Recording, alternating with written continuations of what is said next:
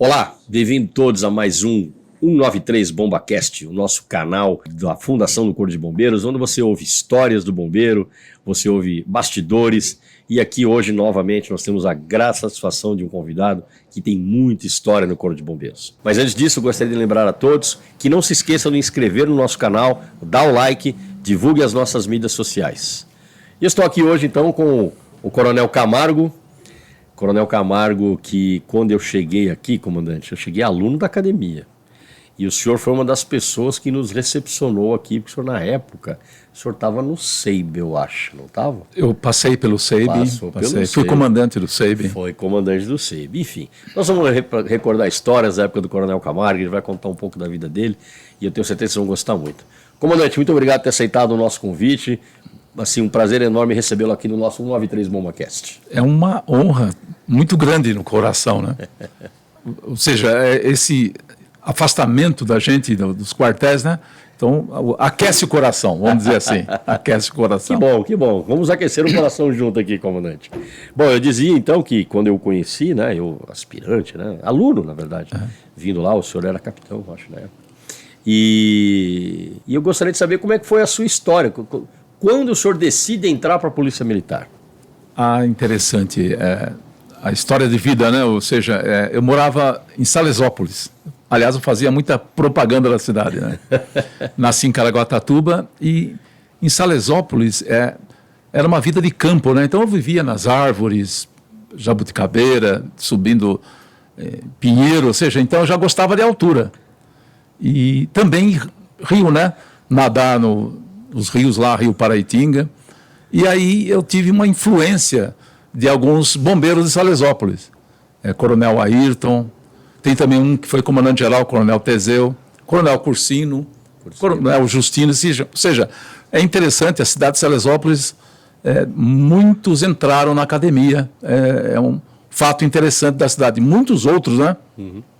Coronel Justino, Coronel Fernando, Coronel Odilon, que foi do bombeiro. Eu não sabia, ele também. Ou seja, então, uma influência muito grande nessa cidade, uma pequena cidade, né, do Alto Tietê, mas que muitos oficiais e praças...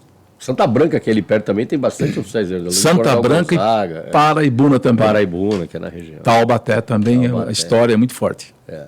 E aí o senhor viu lá os antigões, né, que já eram cadetes, alunos, falou, quero ser isso aí. Exatamente. Como eu gostava de altura, ou seja, eu queria achar uma profissão que tivesse altura, água, e eu me lembro quando eu era pequeno, eu brincando com fogo, né, fósforo, queimei uma área de lixo lá, me assustei muito. Eu acho que ficou no inconsciente. Eu acho que eu tenho que ser bombeiro agora para compensar. Para compensar. Então eu gostava, a vida é risco, né? Meu pai foi para a guerra também. Meu pai participou da Segunda Guerra Mundial. Então, para mim foi da Força Expedicionária Brasileira. Então, para mim foi um ensinamento muito grande que a vida é risco. Então, vamos viver. Viver. E aí me surgiu, o Coronel Cursino lá fardado, me interessei e aí prestei o concurso. Que ano que o senhor passa na academia? Na academia foi em 67, a minha turma saiu em 71. 71. É isso. E aí imediatamente o senhor veio na sequência do bombeiro? Imediatamente a busca. Eu fiz educação física e depois paraquedismo também, ou seja, eu queria altura mesmo. Gostava de altura? Eu gostava, fiz um treinamento de 5 saltos lá, Boituva, e depois já prestei o concurso. Ou seja, eu já tinha o foco mesmo bombeiro. Sim. E aí, o senhor, na época, o senhor pegou a época do SEAD? O senhor fez ou não? Já não tinha? Não tinha, né? Sim. Tinha o SEAD lá na academia. Na academia, foi lá o meu curso CBO. Foi lá no SEAD, lá próximo à academia, exatamente. Barro Branco. Barro Branco. Tá lá, depois foi o CPFO, hoje é o CAES. Hoje é o CAES lá, hoje né? É o CAES, pois é. Mas guarda lá, não sei se o senhor tem ido lá recentemente, mas guarda as características da... Guarda ainda, né? Guarda, tem pórtico, tem ainda algumas remanescências ali da época que foi a nossa escola de bombeiro, né? Então, no meu caso, se eu passasse por um psicólogo, por exemplo, o que você gosta, né? Gosto de altura, água e também combater incêndio, ou seja... se tivesse uma orientação profissional psicológica, seria bombeiro, e foi o que ocorreu. E o senhor se forma no CBO e vai trabalhar onde, comandante? Me formei no CBO em 74, né? E já fui trabalhar no interior, Mogi das Cruzes. Foi lá E a experiência no interior é muito grande, viu? Porque ali você tem relação direta com a comunidade, com a prefeitura, ou seja, então foi um trabalho em Mogi até, acho que 86, Mogi das Cruzes. Até ser promovido a capitão, eu trabalhei na região de Mogi. E de lá o senhor vem para onde? Depois de Mogi, eu vim para o 5º GB. 5º GB. 5º GB, Vila Mariana. E na época era uma área enorme, né? Tudo que não era o resto era 5º GB. Né? Exatamente. Osasco, Mogi, tudo. Mogi, todo em torno, né? Tudo em torno. Eu cheguei no bombeiro e ainda era assim. Cheguei em 91, ainda era desse jeito. Eu participei do trabalho dessa divisão. Com 18. Com 18, exatamente. E lá o senhor fica até major? Fiquei lá até major, como tenente-coronel. Logo depois eu vim para o Departamento de Operações, pois Seção Técnica, né? Seção Técnica. DODC, acho que era DODC, né? Na época de DODC. DODC. Depois disso veio CSP, a promoção. Trabalhei na Moca também. Verdade. Eu trabalhei lá, tem lá a sua foto. Na Moca, e aí eu fui promovido a comandante do bombeiro, a abrir uma vaga de bombeiro na capital. Eu fui o terceiro e fui o primeiro a comandar. Tive essa missão, privilégio de ser o primeiro comandante de bombeiro da capital na época. Era CBC, né? CBC na época. É verdade, o senhor foi o primeiro CBC. Foi o primeiro. Foi o terceiro coronel, né? Foi quando surgiu Isso, terceira vaga, eu fui promovido. E esse desafio do comando da capital, que é inesquecível, né? Inesquecível, né, comandante? Pois é, o senhor comandou o CBC, isso já estamos falando desde a década de 90. Passei pelo CEIB aqui. Sim, porque é quando eu me lembro. Quando você falou, o CEIB aqui, quando funcionava também no prédio do primeiro GI, né, na época. Exatamente, era o segundo andar lá. A gente vai tentando viajar, é uma viagem no tempo aqui, né? Pois é. Mas o senhor participou, claro, né? É contemporâneo, toda a luta que nós tivemos, né, comandante, para ter a nossa escola de bombeiro, né? Esse foi um dos grandes sonhos que eu tive, porque o bombeiro, para mim, é uma escola para a vida. Por exemplo, eu fiz engenharia civil, quando eu estudei hidráulica na teoria, no bombeiro se aplica na prática, no mergulho. É verdade. Então, para mim, a área de ensino do bombeiro foi uma área que me cativou muito. Então, eu tinha esse sonho forte do manual de fundamentos, e também da escola de bombeiro. O bombeiro precisava ter uma escola, porque o bombeiro é técnico, como o policial também, é uma profissão técnica, científica, né? E o bombeiro me despertou muito na aula de ciências aplicadas no CBO, né? Que você estudava o incêndio na prática, ou seja, e a hidráulica na prática, ou seja, então, isso achei fascinante, porque a teoria, o bombeiro permite a teoria e a prática. Só sabe, comandante, o senhor está me falando aqui, eu estou lembrando, depois de já formado, fazer CBO, foi que eu fui ver pela primeira vez na prática o que era vetor resultante. Tá vendo? Aí. Aquelas coisas que a gente atendia, que precisava fazer sistemas para tirar, às vezes, um veículo de um local acidentado, ou... Pô, a gente usava cálculo e falava, pô, no colegial isso não fazia o menor sentido, mas é que o senhor disse, é a ciência na prática, não é? Exatamente. O mergulho, a gente falava, não, 10 metros de profundidade... tanto um quilo a mais por centímetro quadrado, mas você sentia aquilo no corpo, né? No corpo, é uma experiência sensorial, né? Exatamente. Então, é isso que é fascinante o bombeiro. Quando se calculava lá, a água chegar até o 10º andar, você já sabe qual a pressão na bomba, a vazão, ou seja, então é aplicação. Por isso que é fascinante trabalhar no Corpo de Bombeiros. Não, fascinante. E assim, uma gama de assuntos muito diversa. Muito diversa e... Eu lembro de magnésio, né? Você jogar água no magnésio, explosão. Eu vi isso na teoria prática, e na prática, né? Quando atendi um fogo, acho que no SP2, acho que é isso que chamava na época, fogo no veículo, nós ficamos protegidos, jogando água, houve uma explosão mesmo. Do magnésio. Então a gente via a teoria e prática, né? Como o próprio backdraft, né? Sim. Ou seja, bombeiros tiveram aquele momento de... que o incêndio está morrendo, né? Se abrir uma porta, pode ocorrer uma explosão. E ocorreram casos mesmo. Puxa, comandante, se eu falar isso naquela época, a gente aprendia filme ou infelizmente quando tinha a experiência, que era um risco muito grande, na real. E hoje a gente tem lá na nossa escola de bombeiro o sistema lá de simulação, onde a gente simula o backdraft com o bombeiro próximo em segurança. É outra coisa, eu acho assim, comandante, que nos enche de orgulho, né? Hoje tem na escola de bombeiro? A gente tem lá o sistema são os containers, né? Então, são 7 fases, uma das fases de queima, ela tem a capacidade de simular o backdraft, ela tem todas as condições, né? É um sistema muito simples, mas muito eficiente. A gente consegue colocar o aluno numa posição onde ele observa o fenômeno inteirinho, de uma forma segura, equipado, com capacete, com câmara térmica. Eu falo isso, comandante, porque da sua época, e o senhor sempre foi uma pessoa que influenciou muito a área de ensino, a gente presenciou isso, e eu falando esse tipo de coisa para o senhor, eu percebo aí que o senhor fala, puxa vida, como a gente...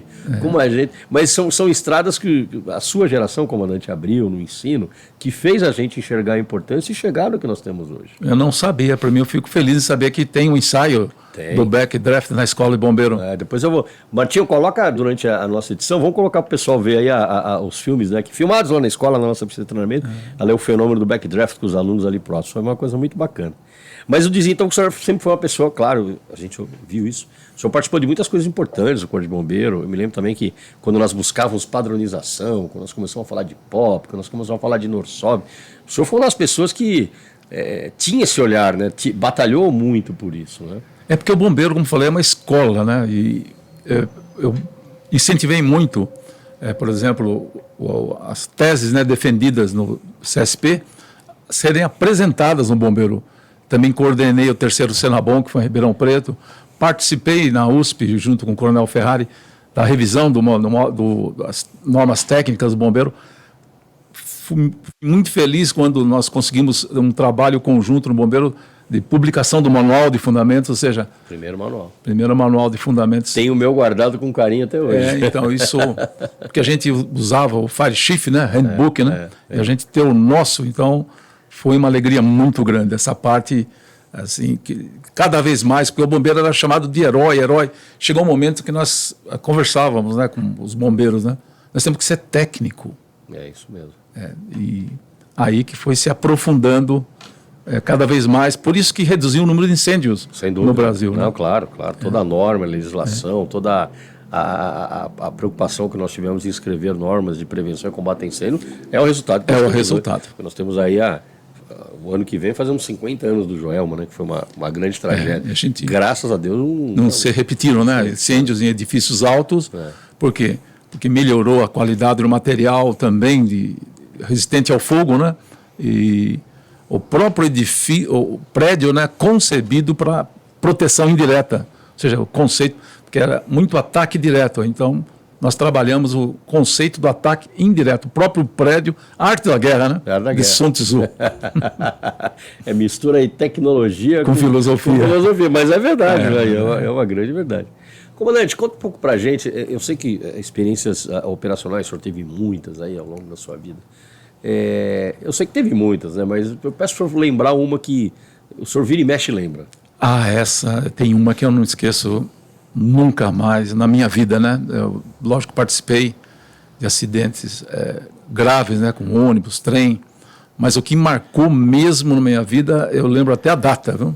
21 de maio de 1987, o incêndio na CESP. Incêndio da CESP. Esse incêndio, quando eu estava indo para Mogi das Cruzes, né? Eu ouvi pela notícia do rádio, já voltei para o local. Cheguei lá mais ou menos umas 7 horas e quando ocorreu 10 horas da noite, o colapso estrutural. E eu estava dentro do prédio. O senhor estava dentro? Dentro do prédio. Foi metade, né? Que ele foi um miolo central do prédio com uma bateria de 5 elevadores. E nós estávamos na caixa de escada, eu subi, na época acho que com o Capitão Brasil, para avisar os bombeiros. Tinha muitos bombeiros na caixa de escada. Então nós subimos para avisar. Eu tinha feito engenharia já. E o senhor percebeu os sinais de identificação? O prédio avisa, ou seja, tem uma área da engenharia que chama-se patologia das edificações. O prédio avisa também, antes. E esse aviso foi um desabamento de laje. Depois eu vi, tem um filme que mostra o pilar que sofreu uma compressão e rompeu um pilar.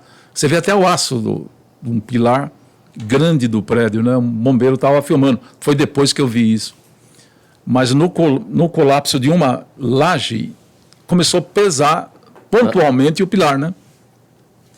E eu senti que o prédio ia cair. Eu até falei para o Capitão Brasil, nós temos que avisar os bombeiros para descerem, porque vai cair esse prédio. E corre o risco de ter morte aqui hoje. E no Brasil a experiência nossa é a estrutura metálica, né? Nação do Fogo cair. Madeira, né? Calhetão também, a ação desidrata, cai. Agora, cair um prédio de concreto convencional, ainda não tínhamos essa experiência. E aí então eu corri, entrei no prédio, porque a rede de comunicação estava congestionada, então nós entramos mesmo para salvar os bombeiros, gritar para saber que o prédio iria cair. Então nós subimos, acho que até mais ou menos o 7º andar do prédio. Gritando pelos bombeiros. Gritando para eles descerem, porque o prédio iria cair, porque avisou. Aí, naquele momento, nós começamos a correr para a vida, sabendo já que ia cair. Ia cair. Então, esse momento é um momento inesquecível. Você está correndo para a vida. Por isso que muitas vezes eu penso que é um momento assim difícil de explicar até. Que quando eu cheguei no pavimento térreo, passei a região de elevadores, ocorreu o colapso estrutural. Foi imediatamente a hora que saiu. 25 andares. Puxa, e todos os bombeiros saíram. Os bombeiros não tiveram tempo de sair, ficaram na escada, porque a escada ficou intacta. Sim. Eu achei que... Caiu na frente deles, né? Eles viram a estrutura... Eles viram cair tudo. E saíram pelos escombros no fundo. Mas eu só encontrei com esses bombeiros 30 a 40 minutos depois. Nossa, que angústia, meu Deus do céu. Foi uma angústia. Eu nunca mais esqueci. Provocou um estresse na minha vida. Eu chego a dizer que eu fiquei uns 9 anos assim com insônia. Aí eu comecei, inclusive, a buscar o sentido da vida. Que chama-se na psicologia hoje logoterapia. Mas aí eu comecei a estudar o sentido da vida. Por que eu estou aqui na Terra? Ou seja, sabe? Claro. É aquela transcendência, entendeu? A transcendência. E aí eu estudei até um livro Em Busca de Sentido, de Viktor Frankl. Eu continuo estudando o sentido da vida, li a Bíblia naquele período. Ou seja, eu percebi a fragilidade do ser humano. Nós somos muito frágeis, né? Isso é interessante, o senhor está falando, comandante, porque eu acho que da nossa experiência, das pessoas que a gente convive, e de nós mesmos, né? A gente tem algumas fases da vida, nós bombeiros eu estou dizendo, que a gente se acha imortal. Exatamente. Não é, comandante? Porque somos jovens, somos fortes, somos preparados, a gente vai lá, apaga o fogo, resgata. Mas à medida que o tempo vai passando, essas coisas vão acontecendo e a gente... E aí, eu acho que mais do que, além, evidentemente, de tudo que o senhor buscou, e importantíssimo, ele nos dá cada vez mais a necessidade de a gente saber, precisamos aprimorar para proteger os nossos bombeiros. Exatamente. Nós somos técnicos, né? Exatamente. Temos que usar a ciência mesmo o mais possível, cada vez mais para proteção do ser humano, né? E isso me levou a estudar essa área até da psicologia, do sentido da vida, sim, logoterapia. Mas depois de 9 anos que eu consegui achar o eixo. A gente chama de encontrar a luz. É curioso isso, porque experiências marcantes e traumáticas sempre provocam mudanças na gente, né? E a gente, Pavão, às vezes a gente tem companheiro que sai doente, né? Sim. Aposenta doente. Eu acho que é interessante isso para cada um refletir na sua carreira a hora que tiver. Por exemplo, quando eu fui para a reserva, eu fazia palestra no policiamento. Eu me lembro. Fazia palestra no policiamento. E ali eles comentavam do estresse, do pós-traumático do tiroteio. E tinha policiais que comentavam comigo que eles sonhavam com tiroteio. Eu cheguei, na reserva também, sonhar às vezes com o quartel. Ou seja, então, essas emergências vão ficando na memória. Então, eu já comecei nessa fase, viu, comandante? Já. A gente tem que cuidar da saúde mental, né? Eu acho que todos que estão na ativa têm que se preocupar. O Martinho, nosso diretor, já fez assim, eu também. Já sonhou com...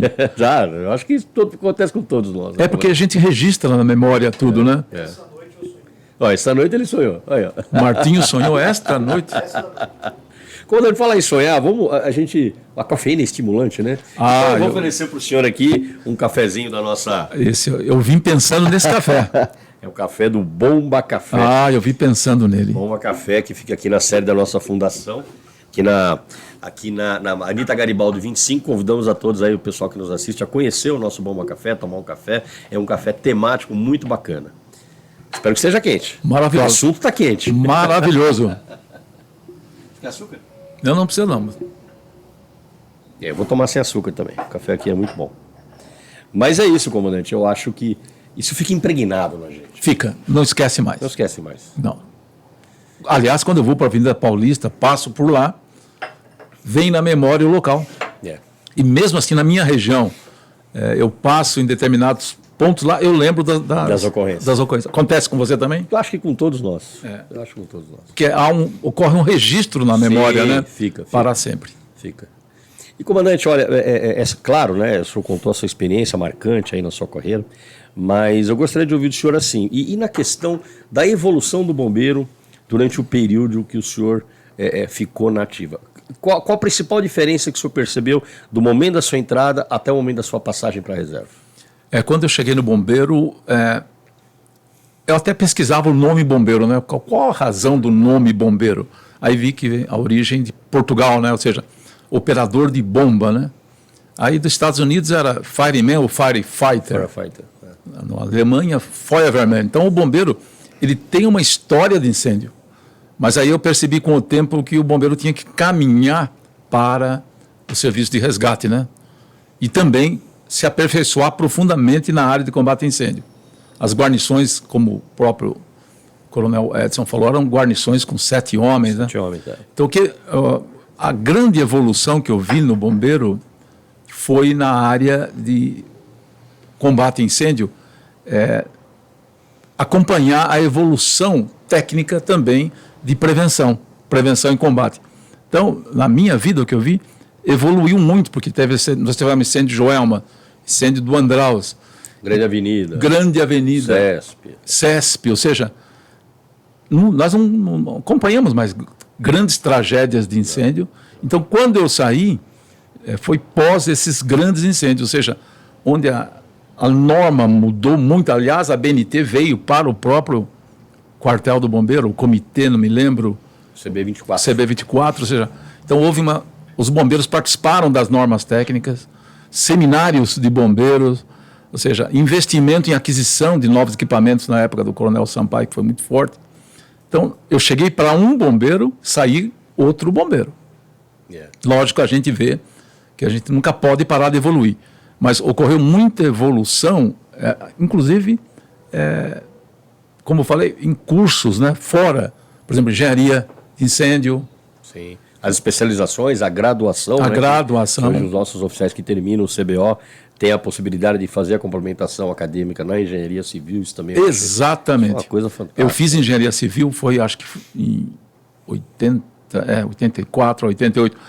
Eu incentivava os oficiais a fazerem engenharia, e hoje acredito que tem muitos oficiais formados, né? Muitos. Na área técnica, praticamente todos. Quase todos. Eu incentivava quando estava na escola, estudem, façam engenharia. Eu também estava vendo a vertente do salvamento, né, na área de resgate, que também é uma outra vertente que hoje tem que cada vez também mais investir nela. Se eu vejo hoje pela manhã, nós entrevistamos o seu xará mais novo, né, o Coronel Camargo, que hoje é o comandante do CBM, né, que veio do CBC, que o senhor também comandou, e ele volta agora lá da experiência da Turquia.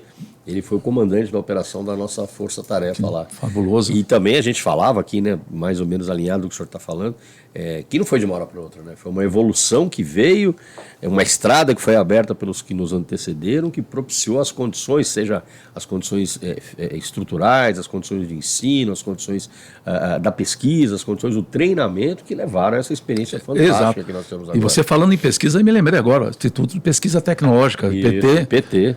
O nosso decreto foi trabalhado na USP com o professor Valfrido, se não me falha a memória. O Coronel Gil tinha muito contato com ele. Eu falei para o senhor, né, antes da entrevista, Rosária. Nós recebemos ontem aqui o Coronel Braz, né?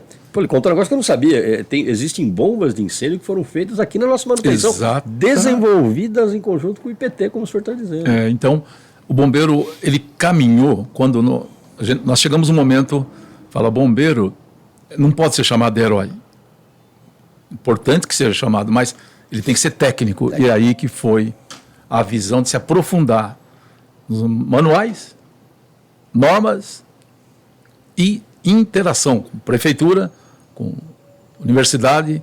Então, os bombeiros foram para a universidade. Nós fomos para a USP, faziam palestras nas faculdades, norma de saída de emergência em edifício alto, trabalhava, fazia palestras, prevenção ao lar, ou seja, aquela guarnição educadora, né? Tem um papel fundamental. Ribeirão Preto, me lembro, era bombeiro na escola. Bombeiro na escola, Nós aqui mesmo na Fundabom, né, Martinho, a gente tem aí os nossos projetos, né, de educação pública. E nós estamos procurando seguir mais ou menos o caminho da Fundação do Bombeiro de Nova York, né, que tem esse papel muito importante também, né? E colaborar, evidentemente, com o bombeiro nesse trabalho tão importante. Mas é verdade, comandante, eu acho que quanto mais as pessoas forem conscientes, né, da questão da segurança contra incêndio, menos incêndio a gente vai ter, menos vítimas nós teremos. É o que acontece hoje, né? É o que acontece hoje. A preocupação com saída de emergência em edifício alto. Eu mesmo, quando eu viajo, eu me preocupo no prédio de saber onde está a escada. Cadê a escada? Cadê o plano de o bombeiro, a rota de fuga? Eu penso nisso. Então, eu entrei para um bombeiro, porque nós tínhamos poucos manuais na época. Sim.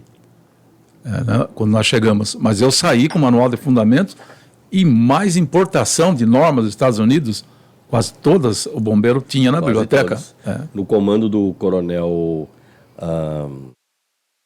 Não foi o Ferrari? Não, depois. Uma coisa mais recente foi no comando do coronel Armani. Nós fizemos um acordo de cooperação com a NFPA. O Jim Pauli, o presidente, esteve aqui com a gente.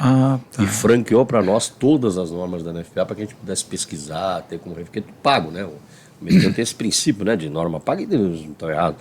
Mas graças a essa articulação que o coronel fez na época, o coronel Armani, a gente tem aí é válido, né, esse acordo de cooperação, onde a gente tem acesso a toda a biblioteca, a todas as normas, todas as informações da NFPA.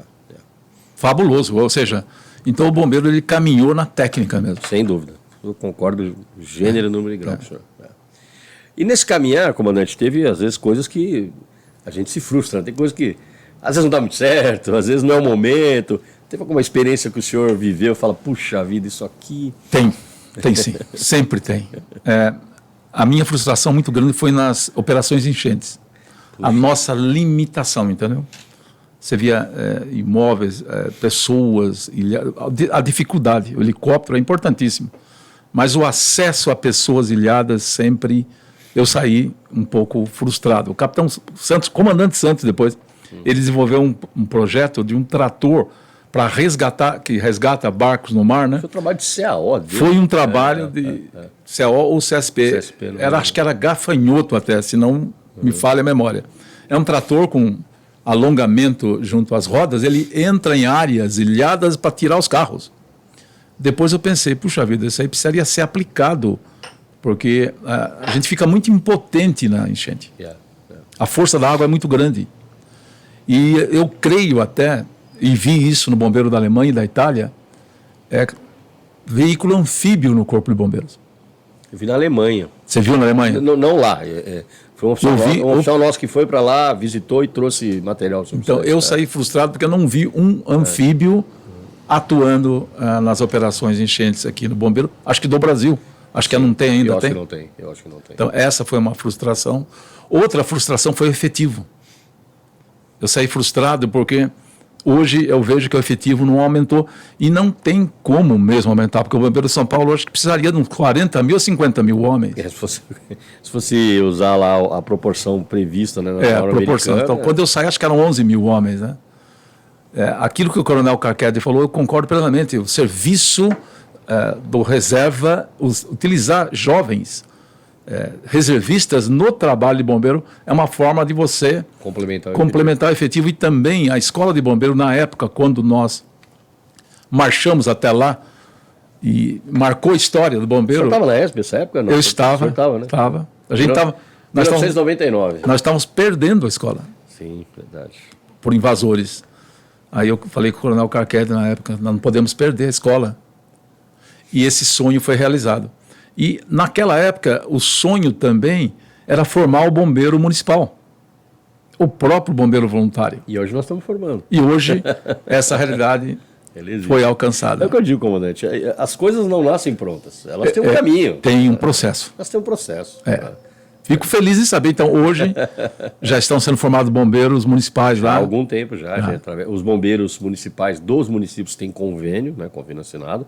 Nós fazemos a formação. E vou dizer para o senhor, eu fiquei 3 anos comandando a escola, uma experiência riquíssima. É impressionante ver. É mesmo. Bombeiros municipais. Nem todos na época tinham passado pela ESB, né? Os 600 que você lembrou, Martinho.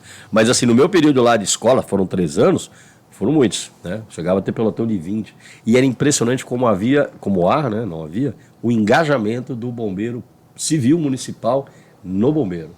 Sai marchando, é uma coisa, aprende as técnicas, trabalha em conjunto. Isso serviu muito para desmistificar muita coisa que eram temores que a gente tinha, todos naturais, sem dúvida, né, comandante? Eu acredito que na sua época eu tinha também. Mas eu posso dizer que é uma experiência vitoriosa, fruto dessa ideia, né, desse propósito aí que a sua geração lançou aí como desafio. Porque a concepção da escola de bombeiro, a gente já via o futuro. Seria muito difícil aumentar o efetivo, porque o Estado não tem estrutura para isso. Pois é. Agora, também, como você falou do Chile agora há pouco, né? Sim, os bombeiros voluntários do Chile. Até hoje, né? Desde a história. Na Alemanha, eu visitei alguns bombeiros industriais também. Que muitos deles atendem a comunidade. Atende a comunidade, ou seja, e há uma interação muito grande. Eu lembro na época de números, né? De 1 milhão de bombeiros na Alemanha, 1 milhão na época, 200 mil público e 800 mil voluntários. Aí que eu falei, escola de bombeiro é o caminho. É o caminho. É o propagador de doutrina. Propagador da doutrina e dos municipais, dos voluntários. Tinha quartel na Alemanha que a cidade tinha um posto de bombeiro, mas nenhum bombeiro lá dentro, só o telefonista. Quem que era o bombeiro do município? Motorista de ônibus. O lojista. Um médico. O médico.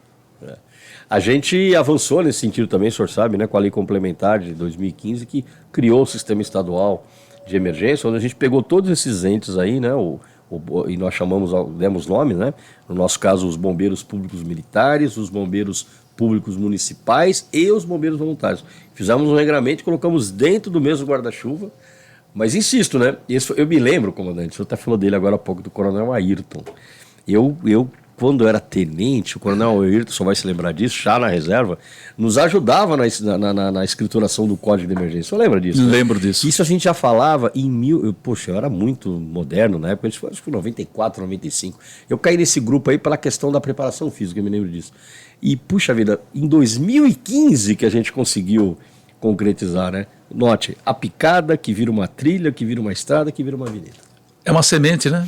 Que vai sendo trabalhada. Desculpa, plantada e crescendo, e dando frutos. Exatamente. Então, tem muita coisa para plantar também, viu, comandante? Puxa vida, temos muitos desafios aí, né? Então eu creio que essa questão do efetivo passa pela escola do bombeiro e essa estratégia, né, do reservista bombeiro. Sim, é uma ideia realmente muito forte, muito... Porque em Israel, segundo eu tive informações, o serviço militar é 3 anos, então eles formam profissionais lá. Para várias áreas. E o bombeiro é uma área profissional, né? Nós estamos aí com a proposta, né? Nossa saída do comando é recente. Eu acredito que esteja ainda aí sendo analisado, mas da própria Polícia Militar fez a mesma proposta da recriação do temporário, mas diferente daquele que a gente fez lá atrás. O senhor lembra, não? Lembro. O SAV era completamente diferente. Essa é uma característica mais com investidura militar, com... Assim, a gente está se baseando no modelo das Forças Armadas, dos temporários. Olha.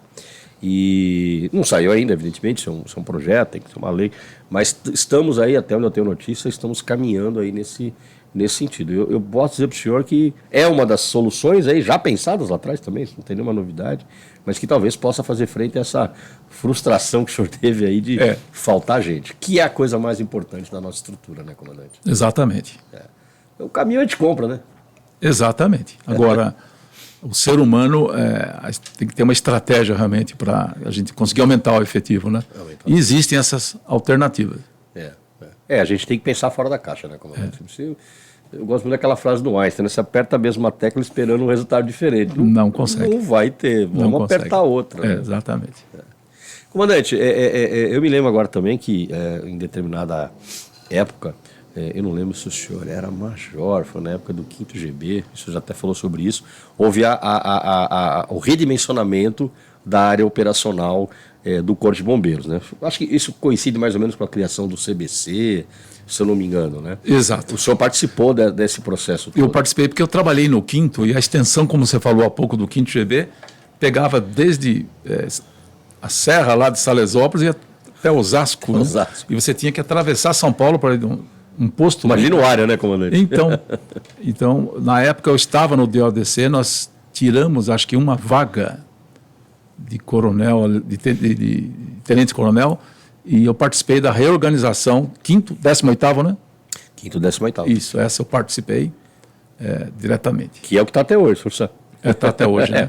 O que mudou, que evidentemente começou, evidentemente na época do senhor, nós criamos mais postos, né? Então hoje... Mas só que não houve aumento de efetivo também, né? Não, exato. Nós aumentamos a quantidade, nós pulverizamos o efetivo. Exatamente. Que é o que começamos a fazer durante um longo tempo, né? Essa foi a estratégia que, na época, era o possível, né? E aumentou a demanda no Corpo de Bombeiros, que o bombeiro claro. aumentou por causa do resgate, né? Porque o bombeiro é proteção à vida, ao meio ambiente, propriedade. Ou seja, então o resgate é perfeito, né? Estar aqui no Corpo de Bombeiros. Não, nós passamos a atender municípios que não tinha bombeiro, né, comandante? Então, a partir do momento que você disponibiliza o serviço, claro que o telefone vai tocar, né? E aí eu estou lembrando agora, comandante, da época do senhor também. O senhor estava na ativa quando criamos o Capão Redondo, né? O posto Capão Redondo. O senhor era CDC, foi por aí. Foi sim. Lembrei agora. O senhor lembrou. O senhor ficou na ativa, salvo engano, até 2002, né? Foi essa época. Foi na época do governo da Marta Suplicy, que a gente até um modelo de posto de bombeiro aí, que é o Tatuapé e outros aí, que são bem parecidinhos, né? E eu lembro quando a gente colocou lá, eu era tenente ainda, a gente colocou o posto do Capão Redondo, poxa, mas assim, quase que imediatamente o resgate ali passou a atender 12, 14 ocorrências por dia. O senhor lembra disso? Sim, porque a demanda, ela existe. Reprimida, né? Reprimida. Esses são grandes desafios, né, comandante? Eu vejo agora aí a geração que está chegando, que é uma geração assim, eu reputo que a geração do senhor ela é mais próxima da minha do que a que está aí hoje, né? Eu acho que a minha geração aí, ela teve um período um pouco de transição, mas ela guarda mais características com a sua, do que que tem hoje, né? Eu não sei se o senhor tem essa percepção Eu sou a geração pós-guerra, né? Meu pai foi para a guerra, então a gente veio de uma geração assim com maiores dificuldades, né? Então você tinha que ir mais a campo, né? Até para trabalhar era mais difícil. Hoje já não, né? Hoje já é uma nova geração, né? Recebe as coisas mais prontas, né, comandante? Coisas mais prontas. É o fast food, né? Boa. Fast food do bombeiro. E eu assim, eu torço muito para que essa geração tenha assim também não só a história do empenho, do heroísmo, do querer fazer, mas que também queiram inovar, né? Que também queiram buscar alternativas, pensar fora da caixa, como a gente diz, né? Para os desafios que estão para vir aí, né? Exatamente. E os desafios são grandes. Né? O exemplo recente de São Sebastião, né? Pois é, comandante. E olha que coisa, né? Você ouviu que foi os dois juntos, né? Exato. Nós tivemos a grande ocorrência da Turquia, né? Da nossa força-tarefa, e concomitantemente o desafio lá dos deslizamentos de São Sebastião. Exatamente. E eu nasci na região de Caraguatatuba, né? Então eu lembro que ocorreu um evento igual, né? Mas que foi pior agora, né? Eu acho que porque tinha mais gente, né, comandante? Exatamente. Ali foi 67, né?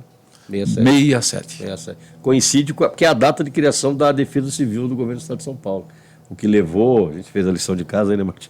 O que levou à criação da Defesa Civil de São Paulo foi justamente esse evento de Caraguá. O senhor morava lá nessa época? Eu nasci só lá. Depois eu já vim para Salesópolis, 2, 3 meses, minha família já veio para Salesópolis.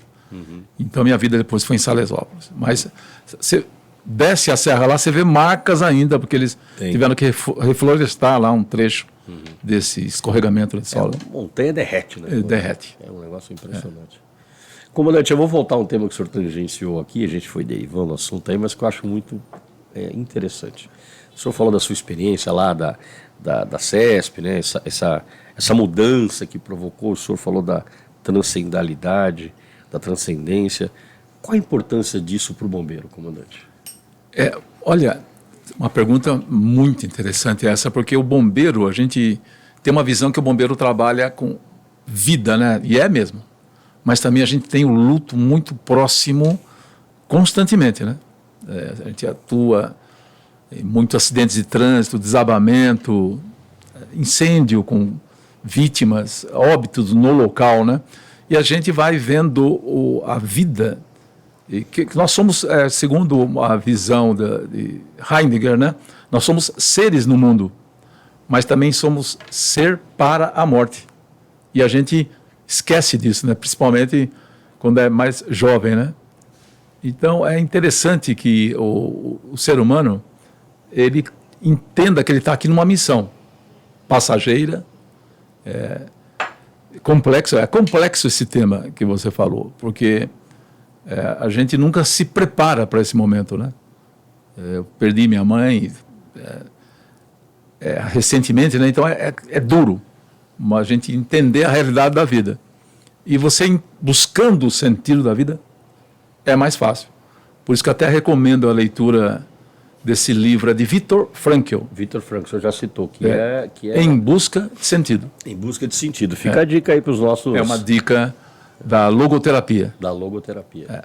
Então eu acho que o bombeiro ele tem que buscar aposentar com saúde mental. O policiamento eu acho que é mais crítico ainda, viu? Apesar que o bombeiro com o resgate, hoje, a atuação do bombeiro é muito estressante. O número de ocorrências é muito grande.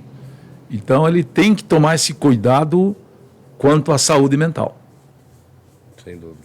O senhor está falando aqui, eu me lembro que o senhor foi um dos incentivadores do Manual de Qualidade de Vida, o senhor lembra? Exatamente. Eu tenho o meu guardado até hoje. Eu falava... Foi uma das palestras que eu fazia, né, de qualidade de vida. Porque a gente tem que aposentar, aí para a reserva, com qualidade de vida. E eu quase saí sem essa qualidade de vida. É porque eu busquei. A busca, que o ser humano é um ser de possibilidade, de recomeço. E foram 9 anos que eu busquei, depois desse desafio. Eu realmente fazia o que eu busquei é leitura mesmo. Eu cheguei a ler 42 livros num ano. Caramba, foi uma busca mesmo. Uma busca desse sentido da vida. E a vida tem sentido até o último fôlego de vida. Que interessante, é verdade. É bastante interessante. Nós tínhamos um comandante que dizia que, quando eu repulho, ele dizia que muitas vezes a última visão do último suspiro de uma pessoa é o rosto do bombeiro. Né? Então, que o bombeiro está ali, amparando, tentando fazer alguma coisa, tentando fazer sentido, né? Na profissão, na missão. Né? Comandante, e assim, eu sei que o senhor é uma pessoa que navega nessa questão, na questão da fé. Como é que o senhor vê a importância da fé, da crença em algo superior para nós que temos essa profissão tão característica, tão difícil como a nossa? O próprio Coronel Gil outro dia falou para mim. Essa questão, fez a mesma pergunta, né? E foi exatamente nesses 9 anos que eu tive insônia, tive dificuldade para dormir, arritmia, inclusive aquele transtorno de pânico, que é o estresse pós-traumático, que ocorre muito com policiais e também bombeiros. Mas o policiamento, eu vejo na minha experiência, eles sofrem ainda mais fortemente por causa do confronto, né? Claro. Mas eu, durante 9 anos, fiquei buscando o sentido da vida, como falei para você, né? E o que é fé? Ou seja, chegava momentos que... e fé não é sentimento, isso que eu queria dizer. Fé não é emoção. Fé é uma decisão de busca. É como fala na filosofia existencial. É você estar caminhando numa mata e ter um encontro com a luz. Aquele facho de luz, uma caminhada. Ou seja, o universo, o uni vem até o verso. E tanto é que a gente recebe do céu a água para regar o solo. É lá de cima que a gente recebe a luz do sol, né? Ou seja, então, como fala o Pai Nosso, né? Pai Nosso que estás no céu, venha a nós. Então eu comecei a estudar. E fé não é emoção. Não é emoção. Não é matemática. Eu tentei buscar na matemática o sentido, né? A lógica da vida. Não é. É uma busca. É uma abertura. Você tem que abrir. E aqueles momentos, né, de depressão que eu tive, de insônia, 9 anos, eu fui nessa busca até matemática. Buscando a origem das fórmulas matemáticas, inclusive. Aí, eu tive esse encontro lendo a Bíblia também. Eu li a Bíblia inteira. Cabo a rabo, estudou. De Gênesis a Apocalipse. Naquele momento, né, de busca. Aí eu percebi que Bíblia não é religião. É um manual de qualidade de vida. Só que é um manual grande, né? Porque um HP é um manual grande, né? Mas a Bíblia é maior ainda, né? Porque o ser humano é muito complexo. Então, eu entendo que, como Isaac Newton, né? Ele perdeu o pai muito novo, né?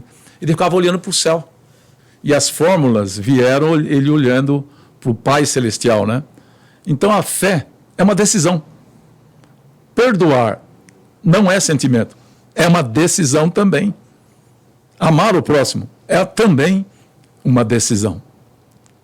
Então, eu vejo a fé como uma decisão. Se abrir. Como uma planta, né?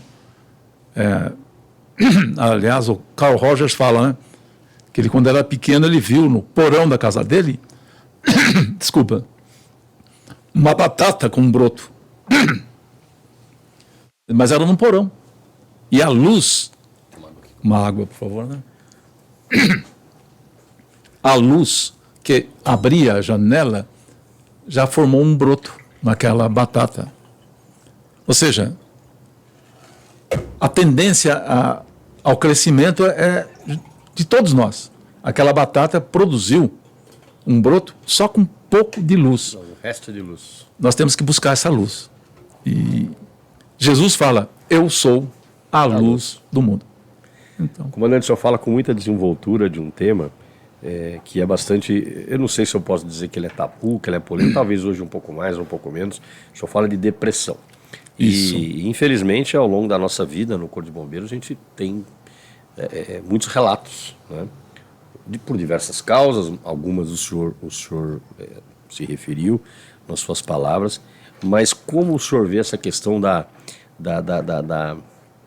depressão e da necessidade de a gente, como, né, o desafio dos bombeiros que estão na ativa, ter um olhar e uma preocupação com isso? Nós temos que ter esse olhar para a depressão, porque o ser humano, ele é relacional, né? Ele precisa do outro. E a depressão, às vezes, é um isolamento, né? E na logoterapia fala da tríade trágica negativa.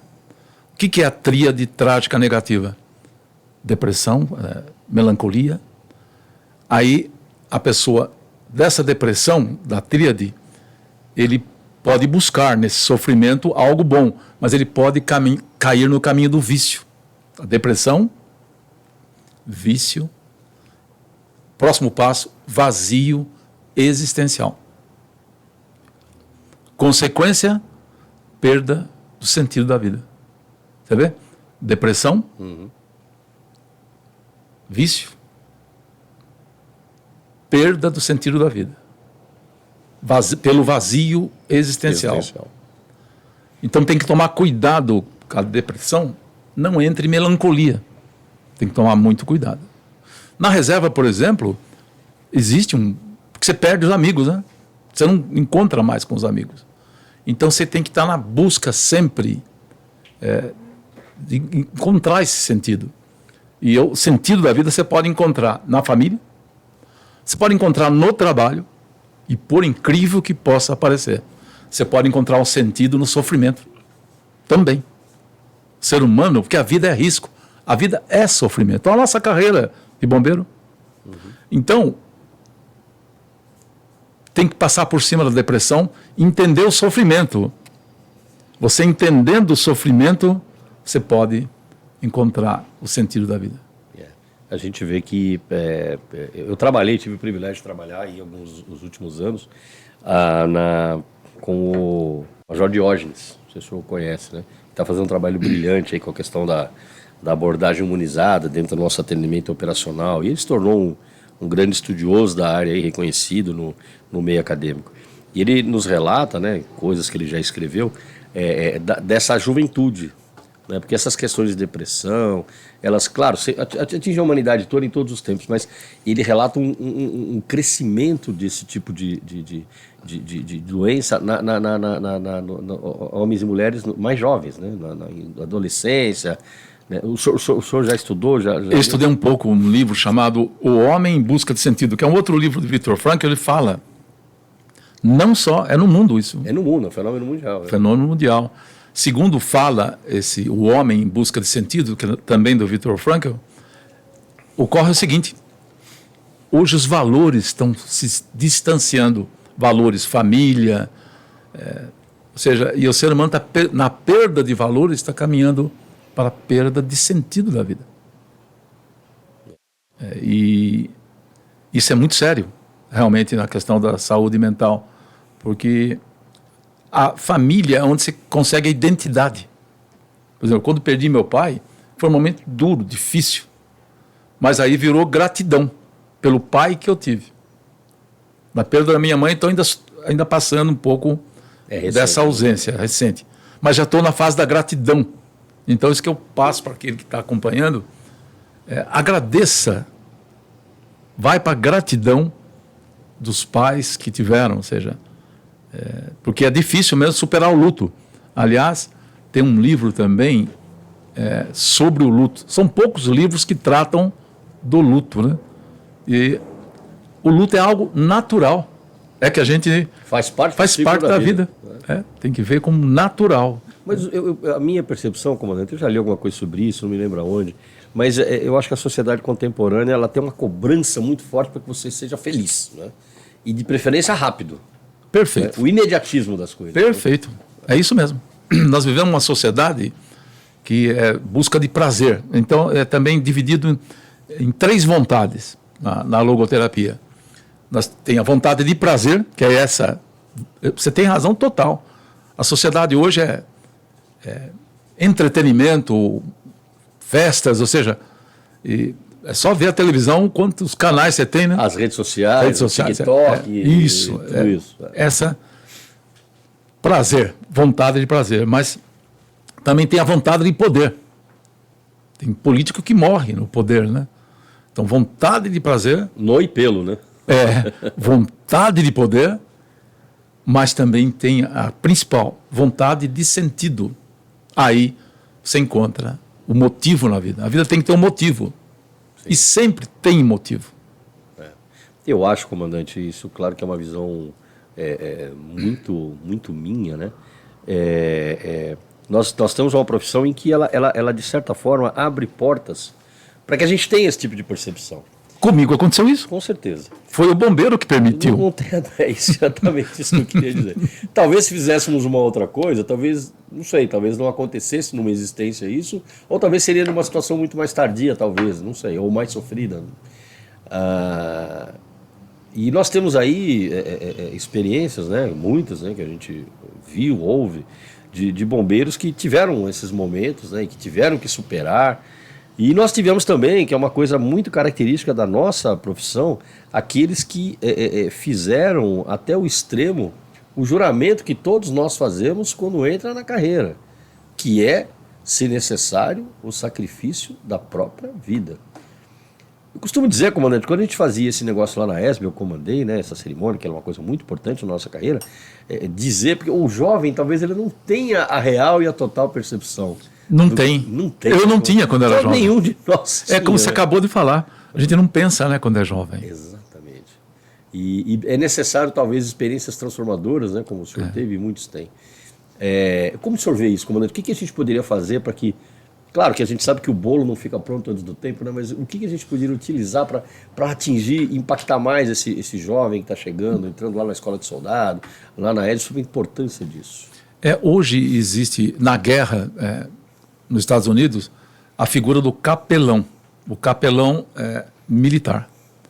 Está surgindo também aqui no Brasil a figura do capelão policial, que está em franca atividade nos quartéis, viu? Sim, eu tenho acompanhado. Falando desse sentido da vida, principalmente para os policiais, né? Que é muito crítico, né? No bombeiro também. E no bombeiro começou também. O ser humano ele tem que entender que ele é um ser biopsíquico, biopsico, sócio e espiritual. Esse é o ser humano. Então, nós temos que entender que nós somos peregrinos aqui na Terra. Nós não somos desse mundo. A gente quer ficar aqui. Que maravilha. Essa sala, tudo. Bombeiro. Mas nós não somos daqui. Então, teria que incutir que... Eu entendo que o ser humano tinha que entender que ele está aqui numa missão. Aqui na Terra. E nada é por acaso. É uma missão. E como você falou, eu sou grato a Deus de ter passado pelo bombeiro. Porque foi o bombeiro que permitiu o encontro. E foi ele que nos trouxe até aqui, né, comandante? E foi ele que nos trouxe até aqui. Como eu falei para você há pouco, a Bíblia é vista como religião. Não é. A Bíblia fala ali em Mateus, né? Olhe os lírios do campo. Olhe as aves do céu. Isso não é religião. E como é bom você olhar os lírios, olhar para as aves do céu, olhar para os bosques, né? Para os pastos verdejantes. Ou seja, é o despertar. E a gente... É difícil entender que esse encontro. Mas é uma busca. O que eu digo, o ser humano tem que ter abertura para o transcendental. Mas eu acredito, comandante, que a nossa organização, né, o Digo Bombeiro, a polícia, já há algum tempo, o senhor colocou perfeitamente, acordou para isso, né? Porque nós durante muito tempo, claro, sempre tivemos a nossa questão espiritual na nossa cultura. Mas a questão da preocupação, da preleção, independente de religião... Exatamente. Mas você levar, de certa forma, o suporte espiritual, seja ele qual for, né? Desde o princípio, quando o nosso bombeiro chega aqui na organização, é muito importante. É muito importante. Tem que semear, né? Como fala a parábola do semeador. Vai semeando. O solo é o coração. Então vai semeando. Aliás, a capelania fala assim, é momento com Deus. São alguns momentos, semeia uma mensagem de fé, esperança. A família policial militar, no caso, a capelania, e agora no bombeiro, né? Sim. Bombeiro em Mogi das Cruzes. E aqui, acho que no estado de São Paulo todo... No estado todo existe a ação muito forte, né? Tanto dos evangélicos quanto católico. Exatamente. Como eu digo, eu tenho uma visão, acho que muito aberta sobre isso. Não vamos falar de religião, vamos falar de espiritualidade. Isso. Aliás, as empresas já estão buscando também, viu? É verdade. Espiritualidade na empresa. Esse é um fenômeno que eu tenho, eu já tive essa percepção. Eu estou com um grupo de bombeiros da reserva, né? A gente conversa uma vez por semana. Bombeiros da reserva. Coronel Gil, Negrisolo, Albuquerque. A gente bate um papo, como aqui. Isso, depois eu vi um livro também que chama assim, O Poder da Amizade.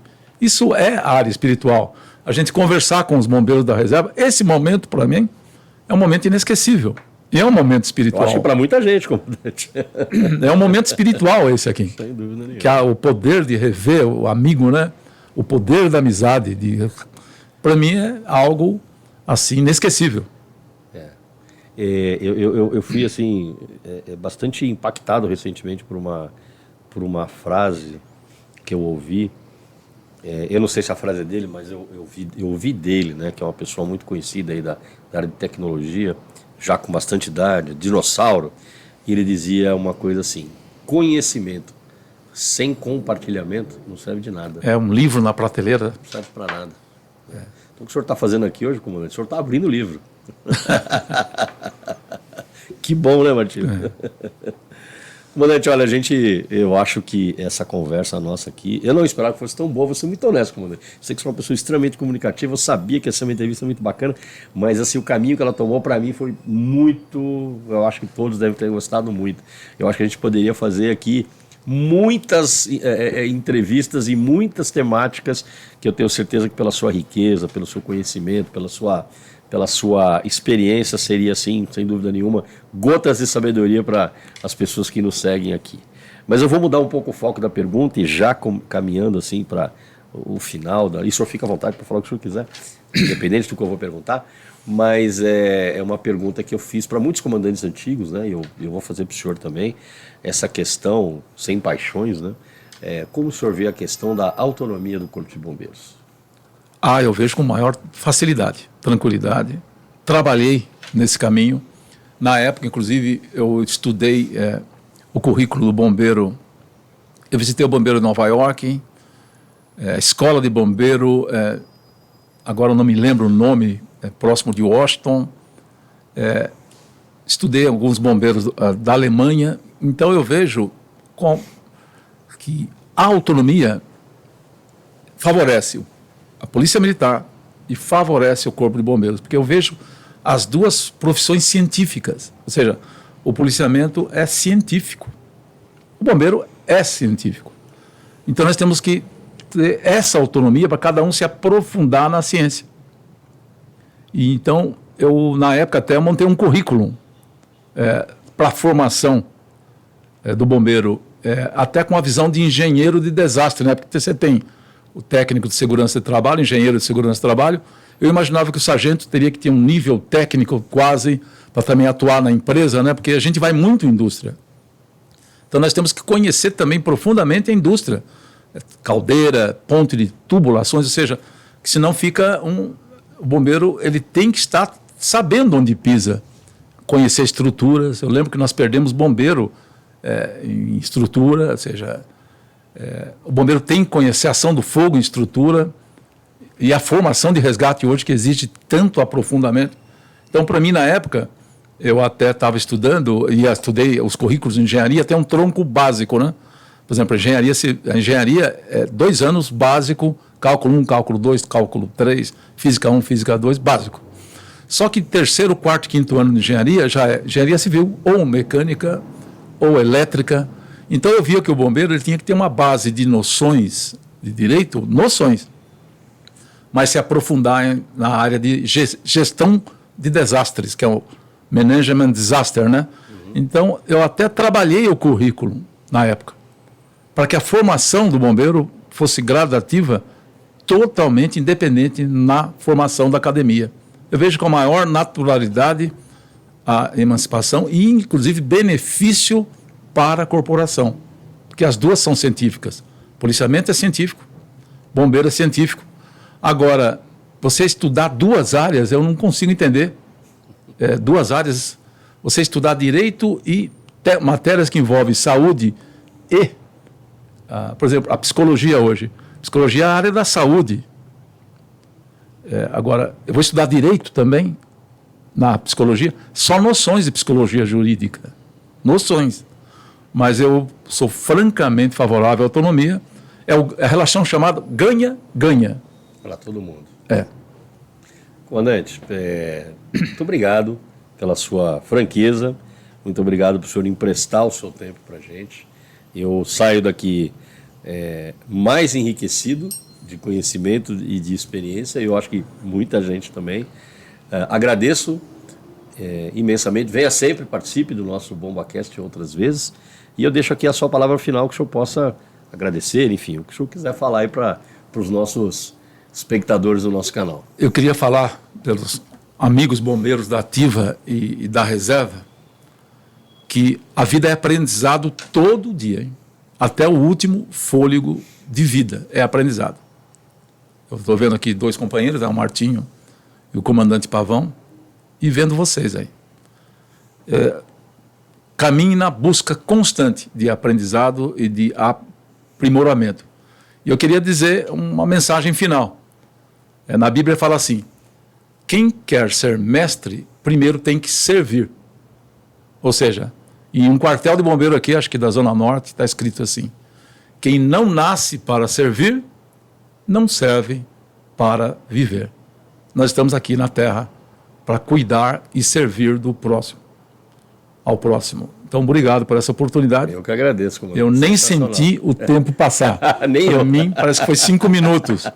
Comandante, muito obrigado. Eu que agradeço essa oportunidade. Sensacional. E assistam as nossas entrevistas, curtam o nosso canal do 193 BombaCast. curtam, não esqueçam, façam, inscrevam-se no nosso canal, é muito importante isso, para poder estar atualizado, ativa o sininho, toda semana a gente tem um conteúdo novo. Encontro vocês na próxima, muito obrigado.